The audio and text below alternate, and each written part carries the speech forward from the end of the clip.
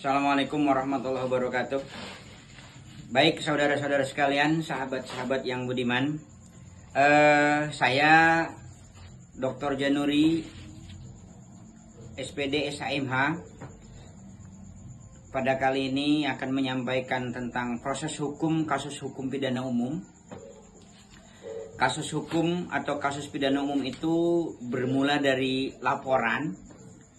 Kalau bukan laporan, dia berupa pengaduan atau tertangkap tangan.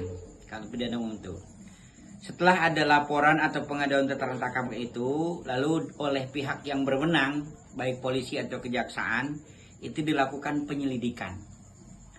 Setelah dilakukan penyelidikan, apabila terdapat unsur pidananya terpenuhi memenuhi syarat sebagaimana ketentuan Undang-Undang KUHP 184 itu, maka akan ditingkatkan menjadi penyidikan.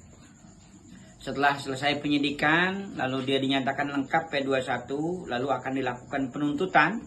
Penuntutan ini atau penuntutan ini dilakukan oleh kejaksaan.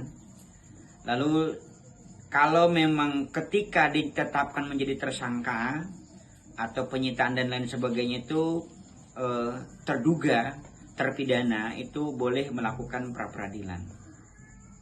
Setelah itu, setelah dilakukan penutupan, pengadilan tingkat pertama itu pengadilan negeri melakukan pemeriksaan terdakwa, pemeriksaan saksi dan alat bukti, ahli dan lain-lain sesuai dengan ketentuan KUHP itu. Setelah itu dilakukan pemeriksaan segala macam, lalu juga terdakwa atau terpidana itu juga punya hak untuk mengajukan pembelaan diri yang kita sebut dengan pledoi. Lalu selanjutnya replik duplik itu juga berlaku untuk umum. Setelah itu semua proses itu berjalan, maka pengadilan negeri itu harus memberikan putusan.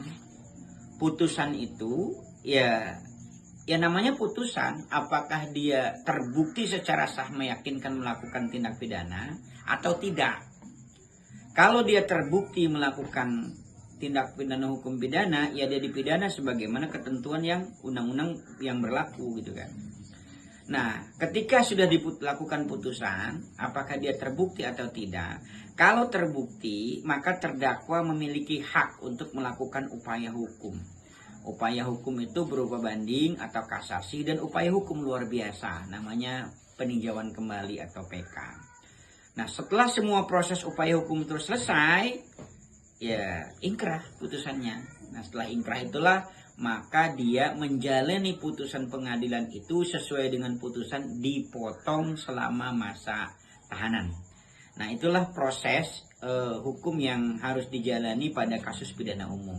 Saya rasa mungkin untuk kali ini saya cukupkan sampai di sini juga. Saya di studio dulu sampai saya akhiri. Wabillahi taufiq wal hidayah. Wassalamualaikum warahmatullahi wabarakatuh.